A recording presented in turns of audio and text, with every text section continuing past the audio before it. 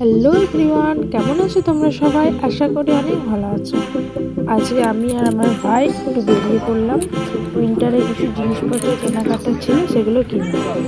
দুর্গাপুরে সিটি সেন্টারে একটা মার্কেট বসেছে, ওখানে কিছু জিনিসপত্র কিনে চলে গেলাম প্যান্টালুন্সে আমার মামামের কিছু জিনিস কেনার ছিল।